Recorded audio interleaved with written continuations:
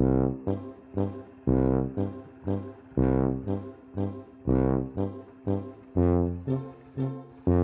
apa motor? Ah, tutup motor tak dengar apa? Tutup. Ah. Hei, mu ni. Dah ni, orang main lambat ah. Segi, ada benda mu nak wayak aku kan? Yang aku nak wayak benda kamu ni. Syabudeng ajak kau geng. Hah? Syabudeng? Mu biar betul. Motor aku baru tu biar kedai. Kau aku nak main geng dah malam ni. Mu takut ke ni je? Ah?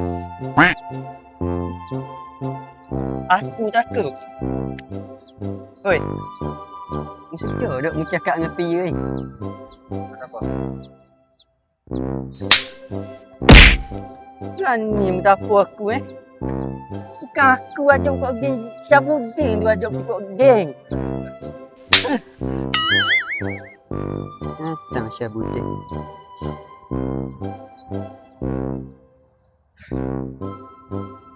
Okey. Baiklah. Gini ah.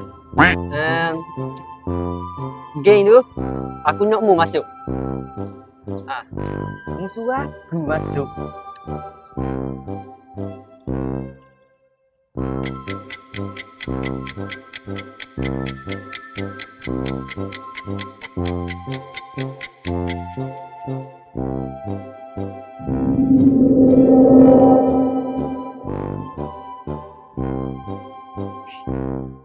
Tentera Somalia.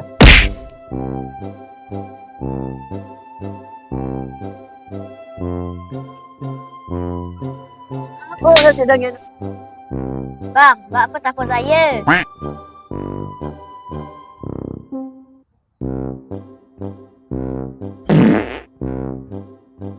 Bang, buat apa abang senyap macam punya? Dah buat apa adik mari sini kan? Ha? Tak nampak ke kita dua orang ni tengah bincang nak setting geng ni? Ha? Bang. Ya, buat apa buat gini ke saya? Saya suruh ambil bola je. Bola benda buluk tu ni. Ha?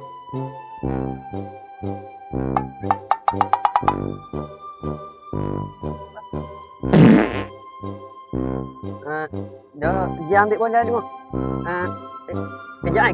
Itu kau tepat ya. Nak pergi tengok lighting comel sekali ni. Nah, jom. Malam gelap enjin menyala, jalan sunyi kita punya. Angin kuat langgar muka, hidup keras tak siapa duga. Helmet hitam jaket lama, bawa lampu bandar bernyawa. Minyak tinggal separuh tangki, tapi mimpi tinggi lagi. Kawan sebelah pusing, throttle bunyi exhaust macam petir. Orang pandang penuh benci, tapi dia orang tak pernah mengerti. Kami lari dari masalah, cari tenang atas jalan. Walau hidup penuh salah, masih cuba cari harapan. Kami merempit malam kota, berlomba dengan luka lama. Bukan semua hati samsek kadang. Mana budak adik? Lah, budak adik. Belakang aku Hai. Lega hati aku mendengarnya. Dah, baiklah. Aku balik tu. Aku balik tu. Segi, aku khabar.